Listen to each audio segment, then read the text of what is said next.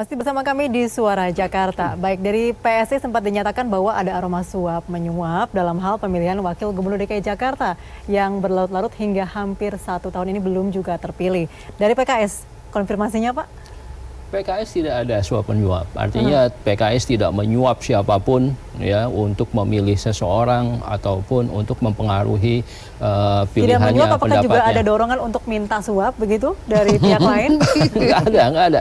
Jadi kita fix ya bahwa kalau menyuap itu kita sudah menyalahi 3 aturan. Aturan agama kita, aturan pemerintah ya, dan aturan partai kita gitu. Jadi fix bahwa tidak ada suap di dalam yang dilakukan oleh PKS ya, yang dilakukan oleh PKS di dalam pemilihan gubernur. Ini fix ya. Lebih baik kita nggak punya lah, gitu. Nggak punya wagub ketimbang kita harus nyuap. Gitu.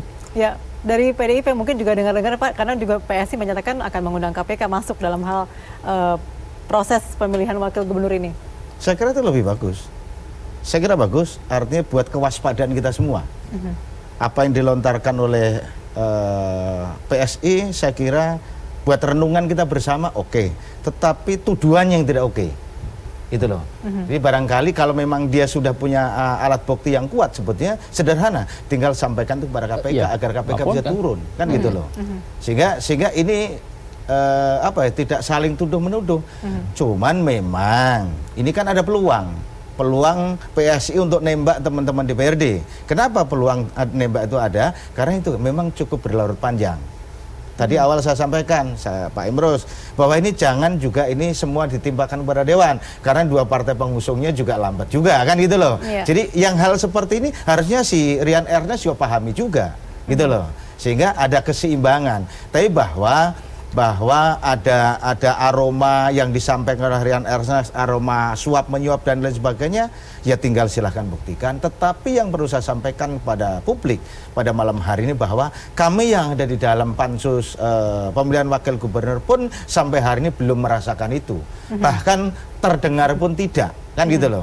Tapi justru yang mengherankan Rian Ernest yang ada di luar sana, justru mereka teriak-teriak karena ada aroma suap dan lain sebagainya. Walaupun kita itu dapat laporan dari elit DPRD sendiri. Nah, tinggal makanya waktu itu saya tantang Rian, tunjukkan kepada publik, sampaikan kepada publik siapa elit politik itu, sehingga kita satu dengan yang lain tidak saling tuduh menuduh gitu. Kan harapan kita adalah bahwa apa yang kita sampaikan pada publik jangan menimbulkan kegaduhan di tengah-tengah masyarakat. Saya kira kalau itu kita pahami bersama, kita akan lebih enak dalam menyampaikan kepada masyarakat. Seperti itu. Tapi kalau menurut saya semakin gaduh bagus buat mereka. Oke, Pak Emrus melihatnya seperti apa nih Pak? Karena memang kita tadi lihat Pak Emrus mengatakan ada kepentingan politis, tadi juga ada ada aroma suap begitu. Apakah ini kita bisa melihat sebagai suatu rangkaian cerita begitu, karena memang tadi Pak Gembong mengatakan bahwa memang ada peluang dilihat seperti itu. Jadi saya tidak menyatakan ada aroma suap gitu ya. Tetapi saya baca berita yang dikatakan oleh Bung Ernest, diduga. Ada kata-kata diduga, saya membacanya gitu ya. Saya kira terus terang kata diduga ini bisa kita lihat dari 2 perspektif. Perspektif pertama menjadi pintu masuk sesungguhnya bagi teman-teman seluruh DPRD. Membuka apakah dugaan itu ada atau tidak ada. Tidak boleh sekedar kita menimpakan itu menjadi tugas dari Ernest sendiri. Tetapi mari bersama-sama. Artinya maukah teman-teman di DPRD membuka itu semua kepada Ernest, buka-bukaan begitu ya. Sehingga itu menjadi tugas bersama. Jadi tidak sekedar kita timpakan kepada Ernest yang menyatakan kata diduga tersebut. Itu dari satu sisi. Di sisi lain memang menggunakan kata diduga ini bisa menghancurkan karakter seseorang. Karena diduga tidak melanggar hukum. Padahal persepsi publik terhadap orang yang dituduh menduga sudah timbul bahwa dia melakukan itu. Jadi oleh karena itu harus hati-hati juga ketika kita menggunakan kata diduga itu. Misalnya diduga Emrus melakukan ini. Coba tanya publik tentang itu. Orang akan lebih cenderung menuduh saya sudah melakukan itu. Jadi saya terus terang, karena memang undang-undang kita mengemukakan kata diduga boleh, dan ini berbahaya. Oleh karena itulah saya melihat 2 sisi seperti ini yang perlu kita harus hati-hati. Kalau memang kita mengatakan ada diduga, sejatinya sudah ada data itu, dia pegang, lalu mengatakan diduga, lalu ketika ada menjadi wacana publik, nah ini data saya, yang orang-orang yang ada di sini kasih aja inisialnya langsung. Misalnya ada inisial apa gitu, Ya, Emrus ya. Yombing lah Ya, saya sebutkan ya, dengan ya, DPRD betul, gitu ya. betul, betul. Nah, ES, saya berani bertemu dengan dia. Saya punya data, saya punya foto, saya punya rekaman. Wah, bagus sekali.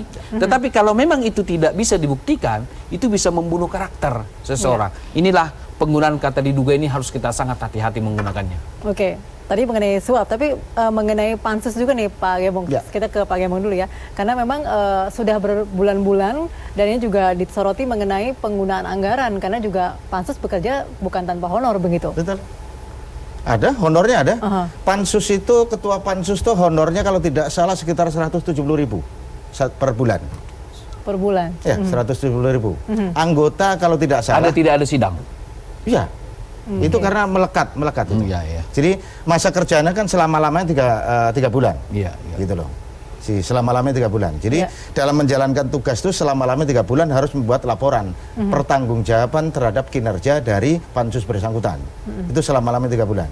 Jadi anggota itu mendapatkan honor kalau tidak salah sekitar 120 atau 130 rupiah. 130.000 rupiah.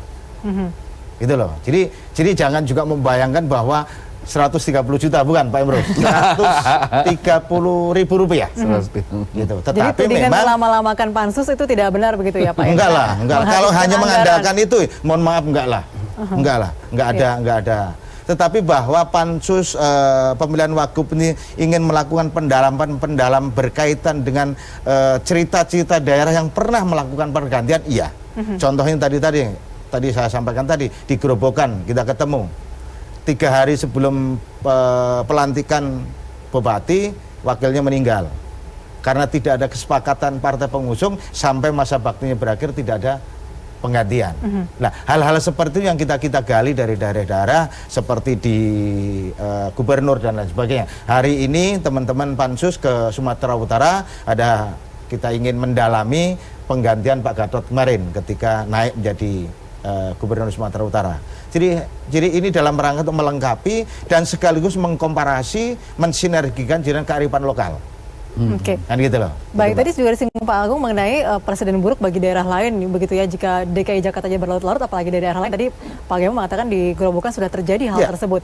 Ada kekhawatiran nggak sih dari PKS jika nanti DPRD yang baru itu akan yang menentukan begitu? Apakah ada kekhawatiran atau sudah memiliki strategi untuk menghadapi jika memang nanti diresmikannya setelah dengan masa bakti yang baru?